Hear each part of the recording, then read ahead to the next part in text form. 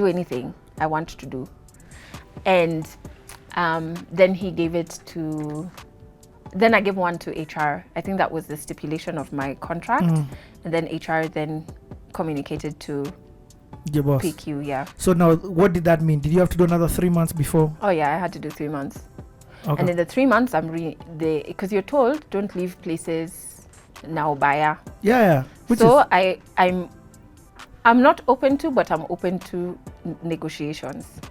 So we're renegotiating my contract, which means I keep saying 2019 January to March, I exhausted my adulting quota for my entire life, because it was weekly meetings with my CEO, Patrick at the time. And before meeting him, I'd meet with like my lawyer, my partner, just to get insights, get direction. What do I need to do? So they're offering you more money? The first meeting obviously is more money, which was not my problem. My problem was we're not running an efficient show. How do we not have producers? How do we not have social media managers? And just a team to help us craft. So I was like, if we're going toe to toe, I was very aware that my competition is not any other radio station in Kenya. My competition is even social media. My competition is Trevor Noah, who puts his stuff on YouTube, social media. And that guy has a team. Success is not by flukes, it's intentional. You know, you make a decision to be successful. So I was like, I can only take us alone to a certain point.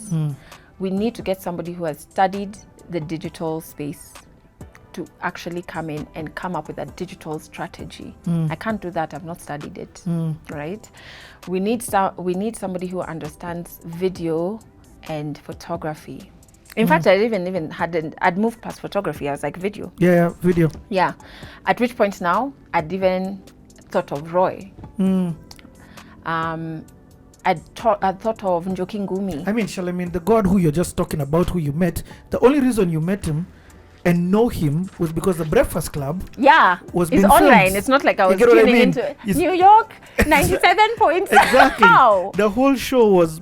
Yeah. So I knew that's your competition. And I always used to say, Netflix says sleep is their competition. We don't want you to sleep. We want you to watch Tinder Swindler until 4 a.m. You know? So I was like, guys, we're not moving efficiently. Why? I'm stealing that. Sleep is your competition. Sleep is your competition. Well, that's my competition as well. You think about what things have kept you up. Shows. No, for real. So I was like, we need to move efficiently. So that was the core of my negotiations. And they were willing to shift and change that. So it was tricky. And I started pitching my podcast without even episode 1, because I knew I didn't want to be in this box called a studio. So I was saying, I can... Actually, I've jumped the gun there. We just rewind to the place. Let me rewind. Put a pin on this, we'll be back. So, I hand in my resignation in December. My thoughts are, I'm going into the NGO world. Media imenichosha, it's broken me. How can I wake up and be puking? And there's a whole world outside there. You must be playing with me. I'm done with you, audio. I'm off. On to the next. Then in January, my friend listens to a lot of podcasts. So he tells me, check out not even 2019 Jan. Okay. I'm serving my notice now. Hot and heavy. Knowing I'm going into 3 months, I'm out of here. In fact, 2018 December, before I went to SA, I launched my initiative, the Adelle Onyango initiative. So you see, I'm making plans to enter that NGO world. Hot and heavy. That's where I'm going. So it tells me, I listen to podcasts, check it out. At that time, I'd never listened to even one podcast. Not even one. So I'm like, what is this podcast thing? And then I'm thinking as traditional radio in terms of what's needed. So I see the equipment in the KISS offices worth millions. I'm like, do you know I've resigned? We're not touching that account at the running. No. But anyway, I literally Google, what do you need to start a podcast? There's a website that comes up that has how to articles on anything from farming to whatever. One of them is podcasts, and that article that I read had a list of microphones you can use. And under each microphone, it had a link to the Amazon page. Oh, nice. So affiliate marketing. I click, and then I see, this one is 10,000 bob. I think I can afford 2. And this is how the universe is beautiful. My cousin Stephanie, who I was with in Botswana, she's now in the States. She's now in the States studying. And she's coming home for like a 4-month-long holiday. Home being Kenya. So I'm like, and then it's not just your ordinary microphone, it's a USB microphone. So it plugs directly to your laptop. I'm like, are you kidding me? What is this? What is this witchcraft? Nana told me about all this. What are you saying? I know. Sound cards. So you plug in how big things. You need a big space for things. So I'm like, this is looking interesting. At this point, I don't know what I would say in a podcast, but I'm like, you mean I can afford a studio? Are you kidding me? Literally. And editing, you already know how to do it. So you know the software. So I said, let me just order it. So I called Stephanie. Stephanie tells me, in fact, I have an Amazon Prime account. If you order now, it can be here tomorrow. I'll bring them home. Sorry, Kiari. So she does the thing that many people do, not just us, and takes them out of the box, puts them in her clothes, and she brings home my microphone. But I also bought a sound card because I couldn't believe that something like a USB exists. So I have a sound card right now that I don't use. But I was just like, this is a lie. This is a lie. What are you talking about? I'm coming from a studio. What's the USB thing? Anyway, so all of this is coming. And then I make the decision like, okay, I'll try this podcast thing, but I've not thought of it as a business at this point. So I tell my my partner, we're in a 3-bedroom apartment. So I said, we'll turn one room into my office, which was already the plan. It was going to be my office for my NGO style organization. But now I'm like, in fact, now I'll be recording some stuff. Okay, all right. I got some gear. I get a chick who does for me deco, and she does one wall because I was like, maybe in time I'd want to shoot video, so I need a backdrop. And also I want to feel, I've come from so much pain. I want to feel a bit energized. So she does all of these yellows and whatever, and puts play, rewind, on the walls. And at this point, I'm still having my conversations with my CEO at the time. Then they don't want you to go. They don't want me to go. So I tell him, by the way, I've not said I'm constructing anything in my, like that my home is a construction site. I'm like, by the way, let's do this.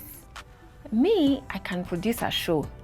I don't have the name. I don't even have episode 1. I can produce a show that you can play on your breakfast show.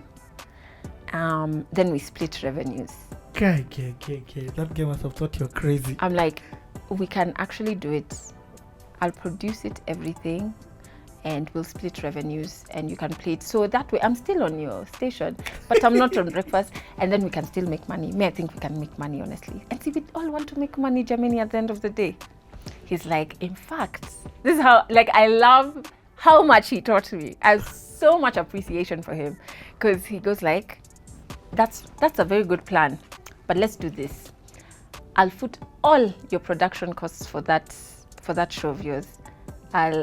You hire a producer, everything that you need, but you stay on my breakfast show, and I'll even make sure clips of that podcast of yours run on primetime breakfast show.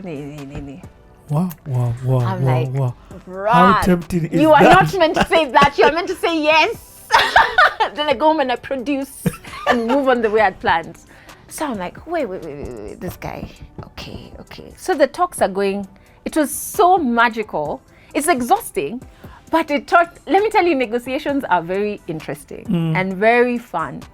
And very, very fun. First of all, I give PQ is a visionary. Kabisa. Let me say, for him to have seen that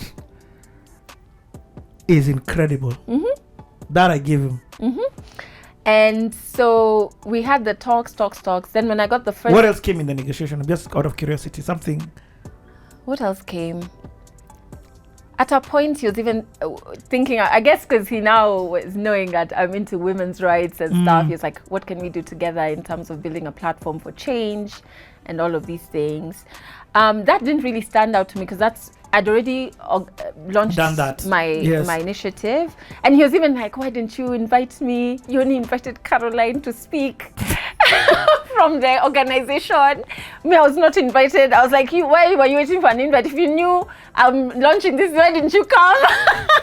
This is brilliant. It was really nice. It was nice to understand business from... I'm really good in negotiations now. Extremely good. But have you stopped to congratulate yourself? You know the way Snoop Dogg says, I'd like to thank me. Yeah. Oh, like, and me. And me. Yeah. Like, have you stopped to be like, I got here? Oh, like, yeah. Like that part, yeah.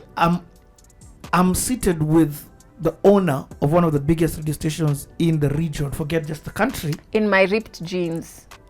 As I am. I did this my way. And this guy is trying to get me to stay because he understands my value. Yeah. But I also knew I'd shown my cards. So I knew any businessman would be trying to figure out his house now that I've shown my cards. Okay. And that's something in negotiations a lot of people forget. Just explain that. I've told you I'm leaving. So you know exactly where my mind is. And you would be a very poor businessman not to think of what your next option would be. Even when you're negotiating with me.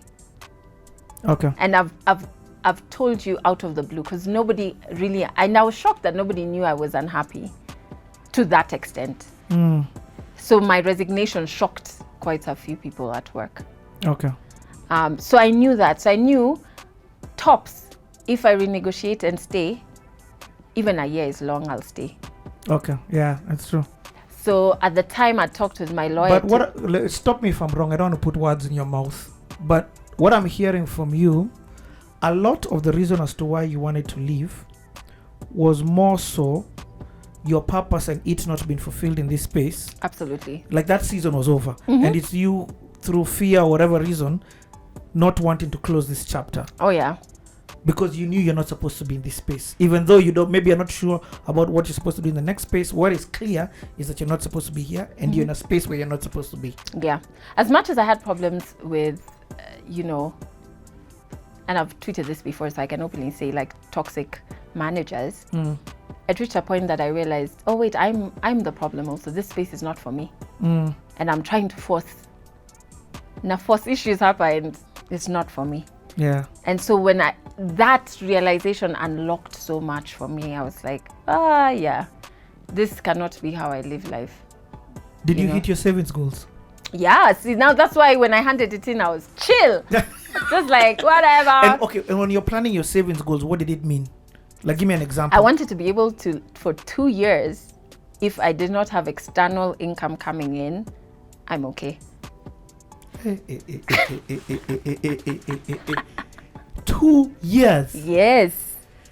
Kiss, I'm open for a job. Please not. Remember, I was Auntie Jane. I was going on other, money, there are other things, money finding places. So can I ask a question? These other things were paying you much more than this, though, both more than Radio Africa. Though Radio Africa, I would even say, was growing the brand because it was your active. Some of them didn't even know you're a radio presenter. Absolutely, I think Kiss grew my brand for sure. I can't take that away from it, and it gave me skills, a lot of skills. But I don't think you can compare the two, because these others are lump sums. Yeah. Kisses are cut. It's monthly. It's a monthly income. Yeah. So they're two different. I get it. Of course. They're very two different. But your lump sum is your ask is big enough for them to. So when these companies would offer you an opportunity to come, would you tell them this is my cost? Yeah. I have a rate card. I have a deck for terms of engagement after you agree to the rate card. So terms. Let me enter some fucky conversations here. So, hey, Adelle, I am in love with this city. You're schooling people. I love it. Yes. So, okay. Your rate card, what determines your costing for it? Let's start there. Your pricing. How much? A couple of things, right? A couple of things.